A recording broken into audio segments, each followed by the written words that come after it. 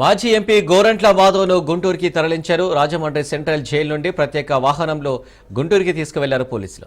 2 రోజుల పోలీస్ కస్టడీలో భాగంగా గోరంట్లపై ప్రశ్నల వర్షం కురిపించే అవకాశం ఉంది. ప్రస్తుతం రిమాండ్ ఖైదీగా ఉన్న గోరంట్ల మాధవ్ను ఈ నెల 10న అదుపులోకి తీసుకున్నారు పోలీసులు.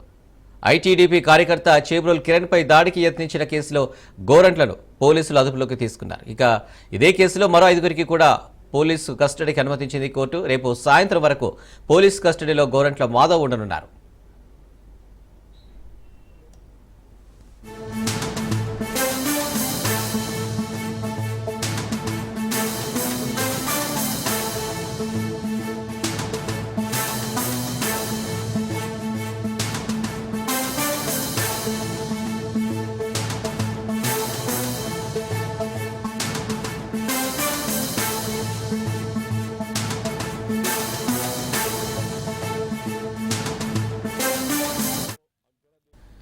మాజీ ఎంపీ గోరంట్ల మాధవ్ను గుంటూరుకి తరలించారు. రాజమండ్రి సెంట్రల్ జైలు నుండి ప్రత్యేక వాహనంలో గుంటూరుకి తీసుకువెళ్లారు పోలీసులు.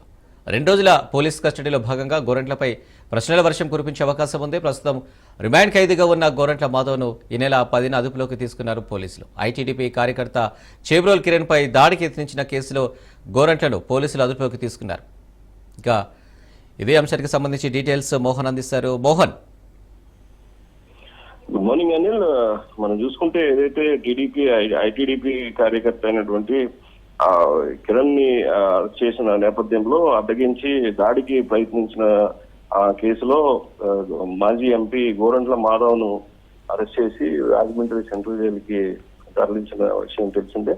ఈ నేపథ్యంలో అయితే మళ్ళీ పోలీసులు కొంత విచారణ చేయవలసి ఉండగా కోర్టు ఆదేశాల మేరకు గుంటూరుకి రిమాండ్ ఖైదీగా తన్ని గోరంట్ల మాధవ్ని రాజమండ్రి సెంట్రల్ జైలు నుంచి తరలించారు. 2 రోజులు కస్టడీ నిమిత్తం కస్టడీలో ఉంటారు. ఈ కస్టడీలో అనేక అంశాలు బయట పెట్టే అవకాశాలు కనబడదు. బయటకు రాబట్టాలని పోలీసులు ప్రయత్నం చేస్తున్నారు. ఇక్కడ మనం చూసుకుంటే ఏదైతే ఈ నెల 10వ తేదీన పోలీసులు అరెస్ట్ చేసినటువంటి గోరంట్ల మాధవ్ను ఈ 2 రోజుల నిమిత్తం గుంటూరు తరలించారు. గుంటూరు రాజమండ్రి సెంట్రల్ జైలు నుంచి గుంటూరు తీసుకుని వెళ్లారు. ఈ నేపథ్యంలో గోరంట్ల మాధవ్ తో పాటు అరెస్ట్ చేసిన మరో 5గురిని కూడా పోలీస్ కస్టడీకి తీసుకెళ్లారు. ప్రత్యేక వాహనంలో రాజమండ్రి నుంచి ఎస్కాట్ వ్యాన్ లో గోరంట్ల మాధవ్ ని గుంటూరు నగరం పాలెం పోలీసులు వచ్చి దగ్గరుండి ప్రత్యేక వాహనంలో తీసుకెళ్లారు. అయితే ఈ 2 రోజుల కస్టడీలో అనేక అంశాలు బయటకు రానున్నాయని చెప్పేసి పోలీసులు వీళ్ళందరూ కూడా భావిస్తున్నారు. ఈ నేపథ్యంలో ఒకవేళ కస్టడీలో కనుక సహకరించకపోతే మరిన్ని రోజులు కస్టడీకి కోరే అవకాశాలు పోలీసులు కనబడుతున్నాయి. ఈ నేపథ్యంలో గోరంట్ల మాధవ్ మరి సహకరిస్తారా, మాజీ పోలీసు ఉద్యోగి కూడా అయినా ఈ నేపథ్యంలో సహకరిస్తారా లేకపోతే ఏంటి అనే అంశాన్ని మరి రివీల్ చేయాల్సి ఉంది పోలీసులు.